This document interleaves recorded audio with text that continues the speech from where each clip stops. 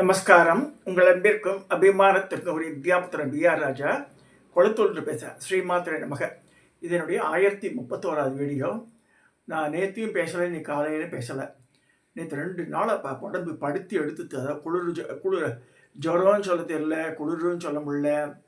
இந்த ஆக்டிவிட்டீஸ் எல்லாம் லேட்டாக தான் ஆரம்பிக்கிறேன். காத்தால் 5 மணிக்கு 4 மணிக்கு எழுந்திருந்தவன் 6:30 வரைக்கும் தூங்க வேண்டியிருக்க மாதிரி ஆகிடுது. ரொம்ப உடல் அசதியாகிடுது 2 நாள். அதனால் மன்னிக்கிறோம். முதல்ல எல்லோரும் திருப்பி கேட்க ஆரம்பிச்சிட்டா, என்னம்மா ஆச்சுன்ட்டு. ரமேஷ் வில்லிவாக்குங்க அம்மா கூட அமைச்சிருக்கான் மெசேஜை. What happen to you, no videos past 2 days அப்படின்னு போட்டான். எதிர்பார்ப்புகள் இருக்கும்போது சரி நம்ம இது பண்ணிக்கலாம் சொல்லிட்டு அதான் ஷர்ட் போட்டு உட்காந்துருக்கேன். இப்போ இன்றைக்கி என்ன, நங்கநல்லூர் ராஜராஜ ஸ்கூலுக்கு போயிட்டு இருந்தேன் இல்லையா போன வாரம். அப்போ வந்து நிறையா புக்ஸ் கொடுத்தா எனக்கு திரு ராமலிங்கன்றவர். அவர் மேலே நிர்வாக அதிகாரியாக இருக்கார். அவள் நல்லா மாலை மரியாதைலாம் பண்ணி எனக்கு புக்கெல்லாம் கொடுத்தா. அந்த புக்கில் ஒரு முக்கியமான புக்கு ஸ்ரீ வித்யா ஸ்ரீ குரு ஸ்ரீதேவி என்ற புத்தகம்.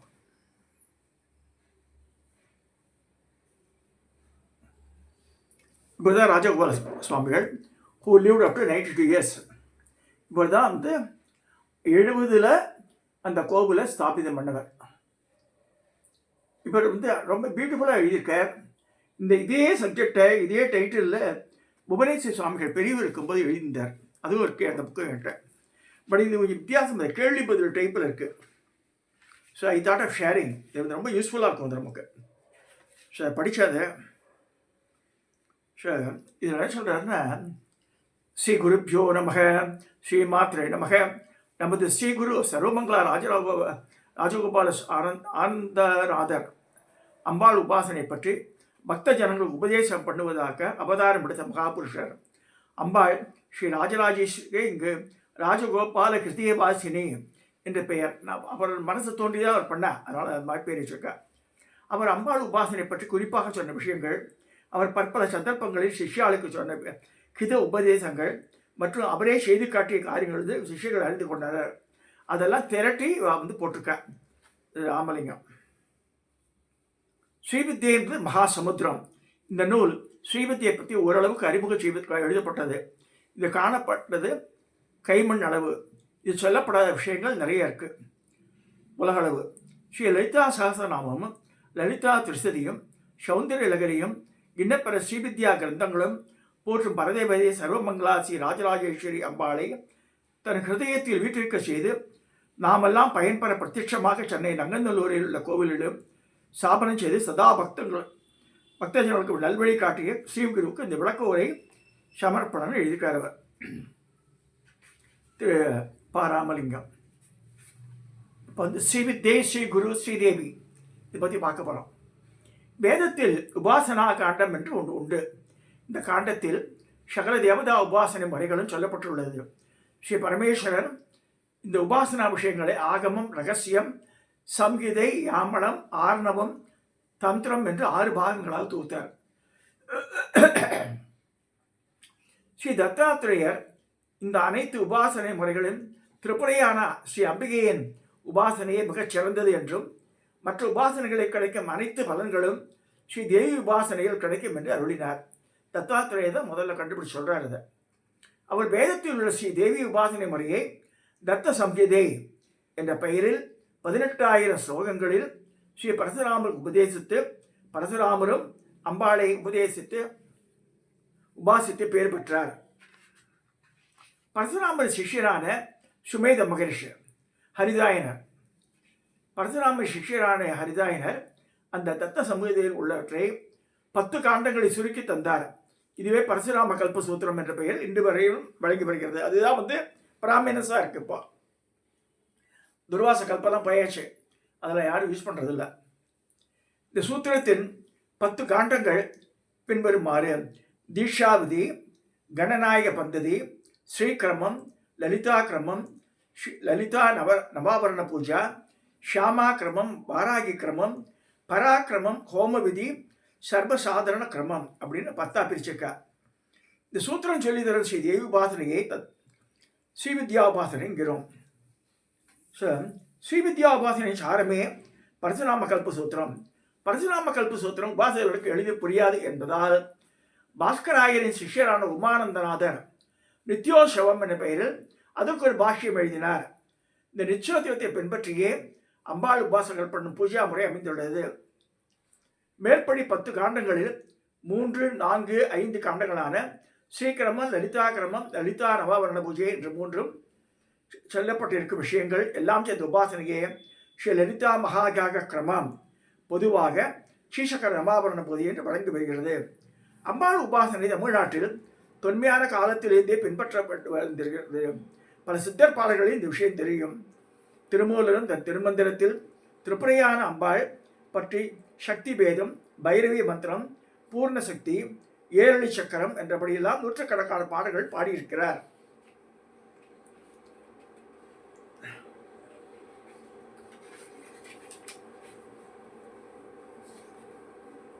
இவற்றில் அம்பாள் உபாசனைக்கான மந்திரங்கள், யந்திரங்கள், மண்டலங்கள் பற்றி சங்கேதமாக குறிப்பிட்டிருக்கிறார்.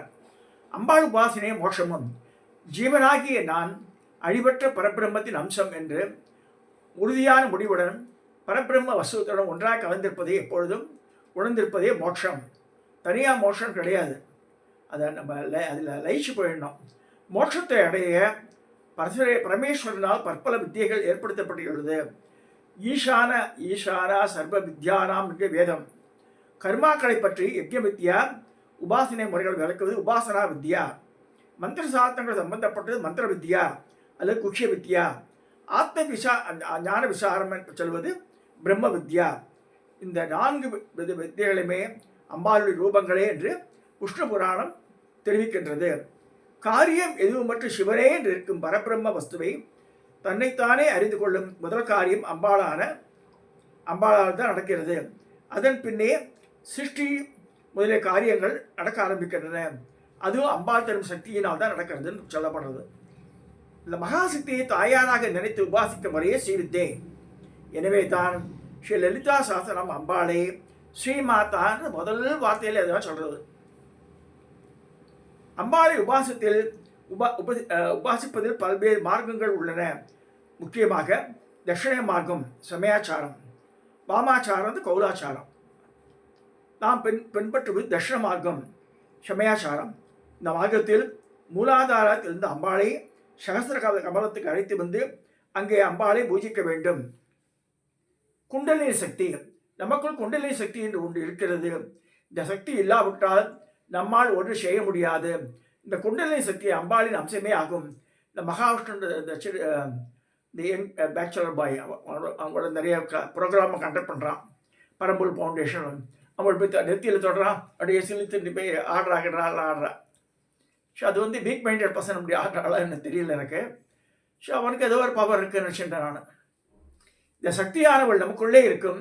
6 சக்கரங்கள் கடைசி சக்கரமான மூலாதாரத்தில் இருந்து கொண்டு இருக்கிறாள்.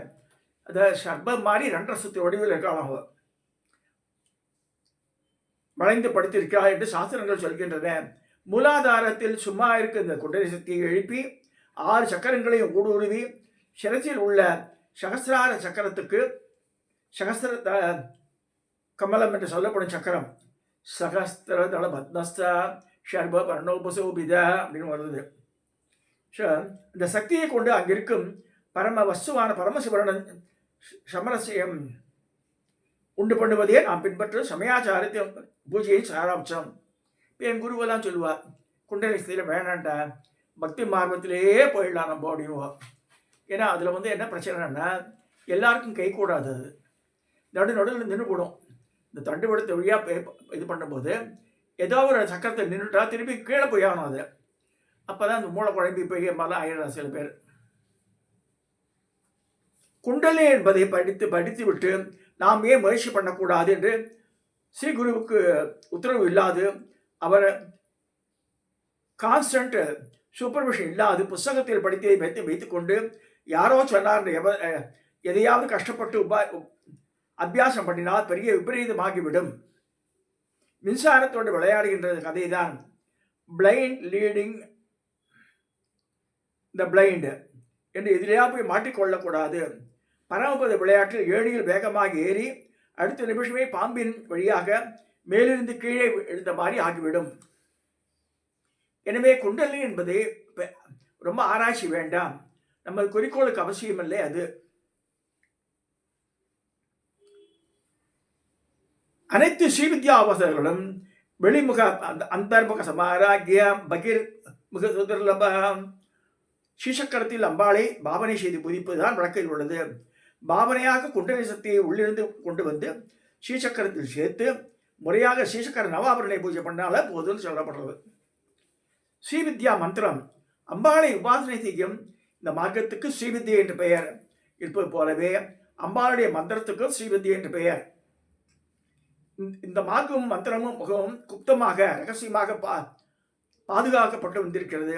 கொஞ்சம் கடுமையாகவே பரசுராம கல்ப சூத்திரத்திலும் குலாரம தந்திரத்திலும் வேதம் உட்பட இதர வித்தியர்கள் எல்லாம் விலைமகள் மாதிரி என்றும் ஸ்ரீவித்யானது குலஸ்திரி மாறி என்றும் சொல்லப்பட்டிருக்கிறது. அதாவது ஸ்ரீவித்யை மிகவும் ரகசியமாக பாதுகாக்கப்பட வேண்டும் என்பது பொருள். இதனால் தான் ஸ்ரீவித்யா உபாசகர்கள் தங்கள் உபாசனை பற்றி பிறருக்கு தெரியாதபடி நடந்து கொள்ள வேண்டும்.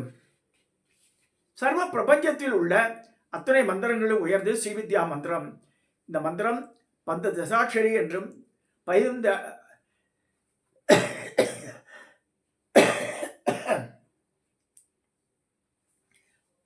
அக்ஷரங்களானது. இந்த மந்திரமானது 12 ரிஷிகளால் வெளியிடப்பட்டுள்ளது. இந்த 12 பேர் மந்திரங்களில் சில பேதங்கள் இருப்பினும் ஜென்ரலாக எல்லாமே பீஜங்களை மாற்றம் இல்லை. திருமூலர் சொல்றா 15 தசாட்சியை பற்றி.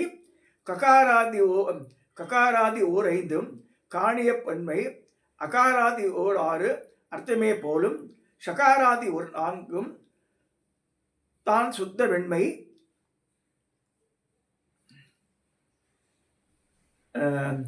ககாராதி மூலவித்தை காமியமூர்த்தியே சொல்றார். ஸ்ரீவித்யா மந்திரம் அறிந்தவர்களுக்கு திருப்பூர்ண குறிப்பிடம் 5, 6, 4 எவை என்று உடனே புரிந்துவிடும். கூட்டி பார்த்தா 15 வந்துடும்.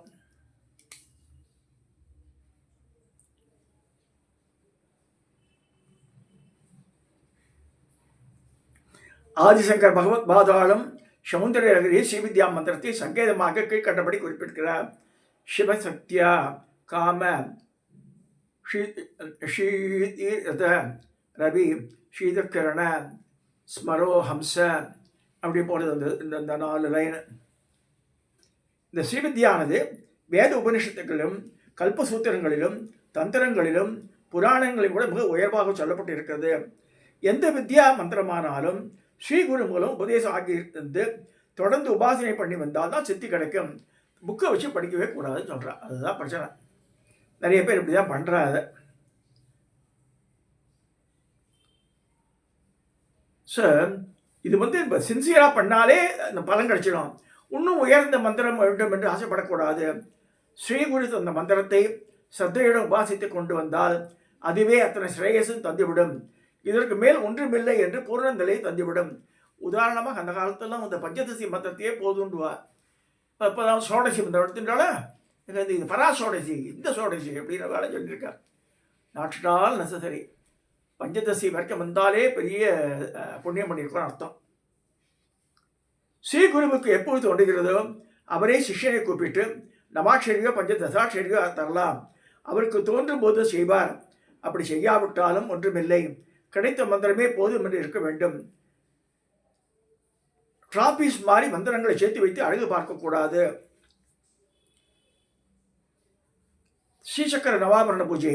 அறிபவன், அறியப்படும் பொருள், அறிவு எம்மூணும் ஒன்றுதான். அதுதான் ஸ்ரீசக்கர நவாபரண பூஜையின் குறிக்கோள். ஸ்ரீகுரு மூலமாகவே இந்த பூஜையை கற்றுக்கொள்ள வேண்டும். தலைமுறையாக குரு சிஷ்ய பரம்பரைகள் வழியே மிகவும் ஜாக்கிரதையாகவும் ரகசியமாகவும் சொல்லித்தரப்பட்டு வந்த வித்தை இது. ஸ்ரீகுரு உத்தரவு பெற்ற பின்னரே இந்த பூஜையை பண்ணலாம். ஸ்ரீகுரு உத்தரவு பெற்ற பின்னர் இந்த பூஜையை பண்ண ஆரம்பிக்கும் வரை ஸ்ரீதேவி கர்க்கமாலா நமாக்களை சுற்றி அம்பாளை ஸ்ரீசக்கரத்திலோ மகாமேலோ பூஜை செய்து வரலாம்ன்றார். அதான் சகசராட்சி வித்யா பண்ணுங்கன்னு சொல்கிறது. நவாபரண பூஜையை பஞ்ச பர்பாக்களில் பண்ண முயற்சிக்க வேண்டும். சங்கராந்தி மாத பிறப்பு, கிருஷ்ணாஷ்டமி, கிருஷ்ண சதுர்தசி, அமாவாசை, பௌர்ணமி ஆகிய 5 தினங்களுமே பஞ்சபருவா. பரசுராம கல்பசூத்திரம், துர்வாச கல்பசூத்திரம், மற்றும் லலிதா சகசராம பாஷ்யம், ஸ்ரீ லலிதா திருசதி பாஷ்யம், ஸ்ரீவித்யா வரிவசியா ரகசியம் முதலிய கிரந்தங்களை வைத்துக்கொண்டு தன் முன்னோர்கள் இந்த நவாபரண பூஜையை அழகாக, யோக்கியமாக, போக்கியமாக, பவ்யமாக, சுந்தரமாக தயார் பண்ணியிருக்கிறார்கள். அப்படி தயார் பண்ணிய பூஜையை எல்லா மகான்களும் பண்ணுகிறார்கள். எல்லா பீடங்களிலும் இந்த பூஜை நடக்கிறது. சிங்கேரி ஆச்சரம், காஞ்சிபுரமாக இருக்கட்டும், வேற எத்தனை மடங்கள் இருக்கட்டும், எல்லா இடத்துலையும் பண்ணுறாங்க. அங்கே மேலும் தான் கட்டாயம் பண்ணிதான் அவங்க. அம்பாளின் மகிமை இல்லாததை காட்டும் மாயா சக்தி அம்பாள் தான். அவள் மாயா விலாசத்தை மீற யாருக்கும் எந்த தெய்வத்துக்கும் சக்தி கிடையாது. இதே அம்பாள் தான் அந்த மாயா சக்தியை இல்லாதமாக பண்ணி இருக்கிற ஒரே வசதியுடன் நம்மை சேர்க்கவும் செய்யக்கூடியவள்.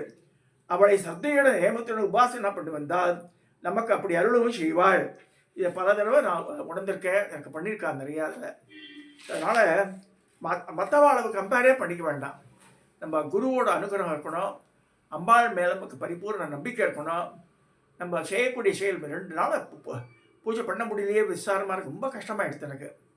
புஷ்பத்தை போட்டேன், விளக்கை ஏற்றினேன், இது பண்ணால் கோலம் முடிஞ்சு குமிஞ்சி போட முடியல, என்னால் இப்படி ஆகிடுது. இன்றைக்கி தான் திருப்பி நிறைய பாலை விட்டு திருப்பி எல்லா அபிஷேகம் 2 அபிஷேகம் நின்றுபடுத்து ஒரு நாளைக்கு. சரி, மனசு கஷ்டமாகிடுது, இந்த மாதிரி பண்ணிட்டியம்மான்னு. இப்போ எனக்கு காத்தாலேருந்தே இப்போ முதல்ல வேண்டியதோ அபிஷேகம் பண்ண முடியும் உனக்குன்னு. சரி, இன்றைக்கி உடம்ப ஓரளவுக்கு தேத்தி உட்காத்திஷா. அன்றைக்கி அவன் நினச்சா உன்மேஷ நிமிஷோத்பன்ன விபன்ன புவனாவளிக்கு கண்ணை மூடி கண்ணை திறக்கிறதுக்குள்ள பல புவனங்களை படைக்கிறவ நம்மளை இதெல்லாம் செய்ய மாட்டாளன்னு. ஏக குரு, ஏக மந்திரம், ஏக தெய்வம். ஸ்ரீவித்யை என்றும் இந்த ராஜவித்யா எப்பேற்பட்டது என்பதை நமக்கு எவ்வளவு புத்தி இருந்தாலும் நாம் எல்லாமே சுதந்திரமாக புரிந்து கொள்ள முடியாது. ஸ்ரீகுரு அனுகிரகத்தின் தான் புரிந்து கொள்ள முடியும். அந்த ஸ்ரீகுரு அனுகிரகத்துக்காக வேண்டி அவரை நாம் சரணமட வேண்டும். தகுந்த ஒரு குரு ஸ்ரீகுரு மூலமாக உபாசனை செய்ய கற்றுக்கொள்ள வேண்டும். கர்ணாத் கர்ண உபதேசேன சம்பிரபாதம் சம்பிராப்தம் அமனிதலே என்றபடி ஆதியிலிருந்தே ஸ்ரீவித்யை ஸ்ரீகுரு சிஷ்யமாக உபதேசப்படுத்திருக்கிறது. ஸ்ரீகுரு உபதேசம் மூலம் பெற்ற மந்திரம்தான் பயன்படும். புஸ்தகம் மூலம் மந்திரத்தை தெரிந்து கொண்டு ஜபம் செய்தால் சண்டாளன் ஆகி மறுபிறவியில் நாயாக பிறப்பார் என்று சாஸ்திரங்கள் எச்சரிக்கின்றன. புஸ்தகே லிகிதான் மந்திரான் அவலோக்கிய ஜபேத்யா ச ஜீவனோ சண்டாள மிருத ஸ்வானோ பவிஷ்யதி. இந்த ஸ்வானோன்றது நாய். மற்ற உபாசனையை விட ஸ்ரீவித்யின் ஸ்ரீகுருவுக்கு முக்கியத்துவம் அதிகம். ஸ்ரீகுரு, ஸ்ரீதேவி, ஸ்ரீவித்யை இவை 3ம் ஒன்றே அப்படி சொல்லப்படுறது. ஸோ அத்வைதமும் ஸ்ரீவித்யும் ஒன்று தான் சொல்லியிருக்கேன் அதில் இந்த புக்கில். இதில் முக்கியமான சில இது படித்தேன் நான். That's I want to share with you.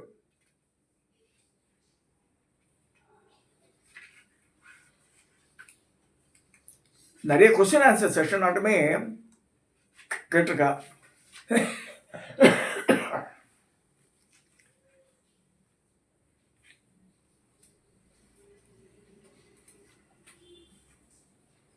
காத்தால் எழுந்தவொடனே குரு பாதுகா சொல்லணும்னு இருக்குது. குரு பாதுகா வெப்சைட்டில் கொடுத்துருக்கோம். அவாபா குருக்கு அந்த மாதிரி ஸ்ரீகுரு, பரமகுரு, பரமேஷ்டி குரு 3 பேருக்கு சொல்லி பண்ணிடணும். அதை ஸ்ரீவித்யை பற்றி தெரிந்து கொள்ள என்ன படிக்க வேண்டும்? சுருங்க சொல்லி ஸ்ரீகுருவோட உபதேசம் ஆன பிறகுவே எதுவுமே படிக்க தேவையில்லை. 1000 புத்தகங்கள் படிப்பதை விட ஒரு முறை ஜபத்தை அம்பாளை உண்மையாக நிறுத்தி சொன்னாலே போதும். ஜபம் பண்ண பண்ண தானே விஷயங்கள் தெரிய ஆரம்பிக்கும். அவசியம் ஏறும்போது அம்பாளே சொல்லி தருவாள். இந்த ராமகிருஷ்ண பரமஹம்சர் சொல்லியிருக்கார்.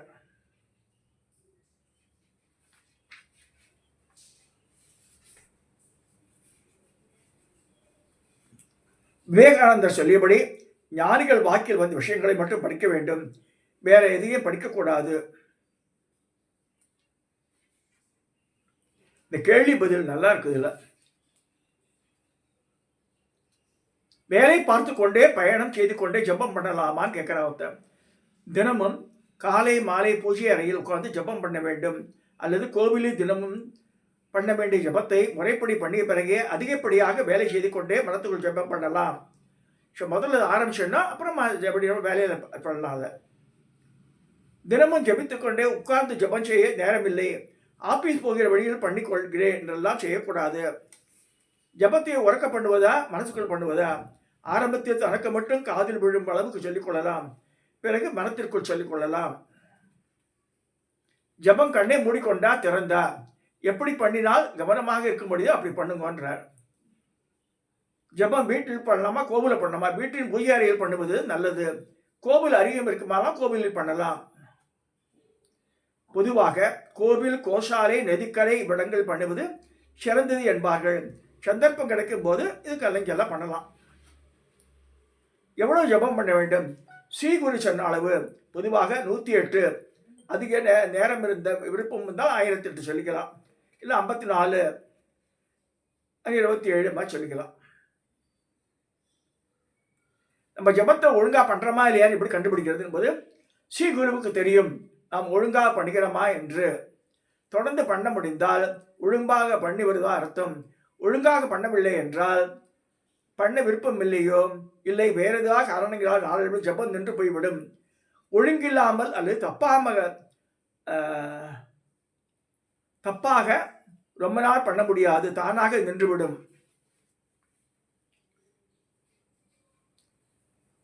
நவாவரண பூஜை யார் பண்ணலாம் கேட்டிருக்கா? பஞ்சதிதி உபதேசம் ஆகி ஸ்ரீகுரு உத்தரவு வந்தால் பண்ணலாம். ஸ்ரீவித்யா மந்திரோபதேச மாணவர்கள் தான் சொல்லலாம்.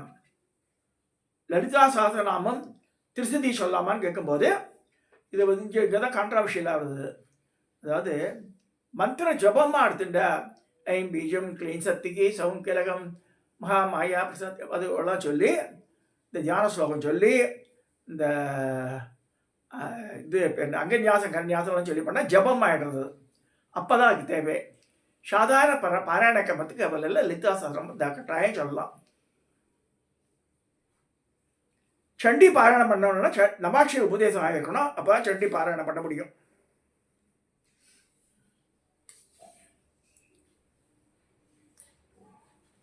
வீட்டில் பூஜை பண்ண என்ன பூஜை செய்ய வேண்டும்? ஸ்ரீசக்கரம் மகாமேரு விக்கிரகம் இருந்தால் நித்தியம் பூஜை பண்ணி நைவேத்தியம் காட்ட வேண்டும். அவ்வப்போது அபிஷேகம் பண்ண வேண்டும். பூஜையை சுருக்கமாக பண்ணலாம், விஸ்தாரமாக பண்ணலாம். நம்ம விருப்பத்தையே இந்த நேரத்தையும் பொறுத்திருக்கு. புஷ்பங்கள்லாம் நிறையா இருந்தால் வேஸ்ட் ஆகக்கூடாது.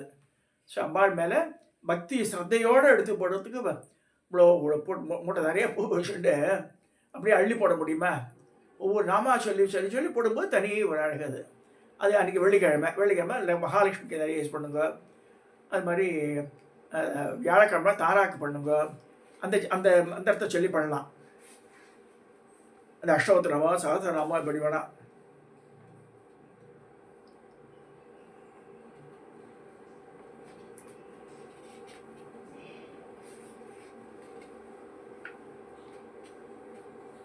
ஸ்ரீசக்கரம் தான் அம்பாள் இருக்கும் இடமா? ஸ்ரீசக்கரமே அம்பாள் தான். ஸ்ரீசக்கரம் வேறில்லை, அம்பாள் வேறில்லை. எப்படி விக்கிரக ரூபத்தில் அம்பாளின் கோவிலில் காண்கிறோமோ அதுபோல ஸ்ரீயந்திரத்தை அம்பாளாக பாவிக்க வேண்டும். அவயங்கள் உள்ள சிலாமூர்த்தி போல் இல்லாது கோடுகளும் கோணங்களும் உள்ள எந்திர வடிவமே இருக்கிற அம்பாள். இதனால் தான் வீட்டு ஸ்ரீசக்கரத்தை வைத்துக் கொள்ளும் போது எப்படி கோவிலில் அம்பாள் விக்கிரகத்தை சாஸ்திர பிரகாரம் பார்த்து கொள்கிறாளோ அந்த மாதிரி பார்த்து செய்யணும். மடி ஆச்சாரம் இருக்கணும். விக்கிரகம் வைத்து பூஜை பண்ணுவதை விடவும் சாஸ்திரோதமாக மடி ஆச்சாரங்களோட ஸ்ரீசக்கரம் முதலியான எந்திரங்களுக்கு பூஜை செய்யப்படும் போதும் இருக்க வேண்டும் என்பது மகாபெரியா வாக்கு. ஸ்ரீசக்கர நவாபரண பூஜையை எப்படி செய்வது கற்றுக்கொள்வது? முதலில் குருவிடம் ஸ்ரீசக்கர நவாபரண பூஜையை தெரிந்து கொள்ள உத்தரவு பெற வேண்டும். அவரிடமோ அல்லது யாரை சொல்கிறாரோ அவரிடமோ கற்றுக்கொள்ள வேண்டும். 2-3 முறை சொல்லி தருபவருடன் கவனமாக கேட்டு புரிந்து கொள்ள வேண்டும். நவாபரண பூஜையை பண்ணுவது என்று விளங்கிக்க நல்ல புஸ்தகம் என்ற கட்டாயம் இவாட்டே இருக்குது. நங்கந்தூர் ராஜராஜ சிற்பத்திலே லகு நவாபரண பூஜைன்னு வச்சுருக்க, அதை வாங்கிக்கலாம். இதில் வந்து ஈஸியஸ்ட் என்ன நவாபரண பூஜை பண்ண முடியல, ஒரு 200 புஷ்பம் இருக்கு, கட்கமால அர்ச்சனை பண்ணிட்டால அதுக்கு ஈக்குவலண்ட் இருக்குன்னா ஸ்ரீசக்கர தேவதை எல்லாமே இதில் கவரேஜ் ஆகிடுறேன். இந்த மாதிரி கிளாரிட்டி கொடுத்துருக்கா.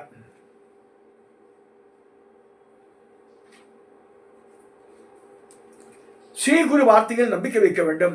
குரு வேறில்லை, சச்சிதானந்தமாக பகவான் வேறில்லை, பகவானுக்கு குரு பச்சை குழந்தை மாதிரி ஸ்ரீ குரு வாக்கில் முழு நம்பிக்கை வைத்தால் மட்டும்தான் ஞானம் கிட்டுன்னு ரமண மகரிஷி சொல்றார். அப்புறமா லலிதா சஹஸ்ரநாமத்தை பாராயணம் பண்ணாமல் ஒருவன் எப்படி அவளுடைய பக்தையாக முடியும் கேட்கிறார் ஹயக்ரீவர் அகஸ்திய மகரிஷிடம். வேதாந்த படிப்பினாலேயோ லட்சங்கள் கேட்பதினாலேயோ ஞானம் வந்து விடாது, அபியாசம் ஒன்றினால்தான் கிட்டும். இது ஆனந்தானந்தநாதர் சொல்லியிருக்கார்.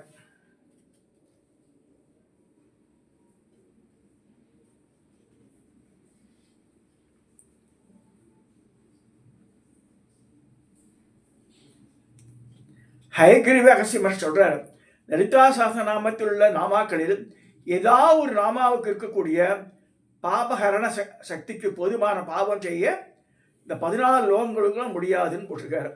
மந்திர சக்தி இல்லாமல் ஒருவருக்கும் மந்திரோபதேசம் பண்ணக்கூடாது. ஸ்ரீவித்யா உபாசகன் நரிவிழி மரம், புங்க மரம், மாமரம், வேப்ப மரம், அரச மரம், கடம்ப மரம், பில்வ மரம், ஆலமரம், அத்தி மரம், புளிய மரம் ஆகிய தச விருஷங்களை வெட்டக்கூடாது. Again repeat. நரிவிழி மரம், புங்க மரம், மாமரம், வேப்ப மரம், அரச மரம், கடம்ப மரம், பில்வ மரம், ஆலமரம், அத்தி மரம், புளிய மரம் ஆகிய தச விருஷங்களை வெட்டக்கூடாது. பாவம் சேர்வதில்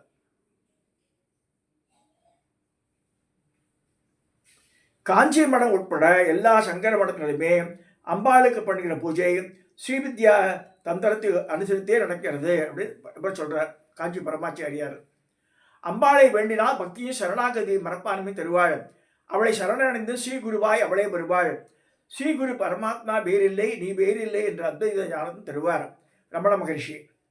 இனி மறுஜென்மா என்ற இல்லை என்ற பெயருக்குத்தான் அம்பாள் உபாசனை கிட்டும். முறையாக அம்பாள் உபாசனை பண்ணுகிறவர்கள் மறுஜென்மம் எடுப்பதில்லை. இது ராஜகோபால ஆனந்தநாதர் சொல்றார். மந்திர சித்தி பெற்றவர்களுக்கு அம்பாள் ராஜராஜேஸ்வரியாக பிரம்மாதி பஞ்சகிருத்திய மூர்த்திகள் அடங்கிய ஆசனத்தில் குரு வீற்றிருப்பதாக தரிசனம் கொடுத்திருக்கிறார். இது காஞ்சி பரமாச்சாரியார் சொல்லியிருக்கார். நமக்கு எத்தனை வயசானாலும் நம்ம அம்மா முன் குழந்தையாகி விடுகிறோம். பூர்ண நம்பிக்கை, சரணாகதி என்று இருப்பது, மனோவிகாரம் இல்லாமல் இருப்பது போன்ற குழந்தைத்தன்மை, தெய்வத்தன்மை நமக்கு வருவதற்காக தான் பரமாத்மாவை அம்பாளாக பாவிச்சு நம்ம பூஜை பண்ணோம் சொல்லியிருக்கா. இதோட நிறைய விஷயங்கள் இருக்கு.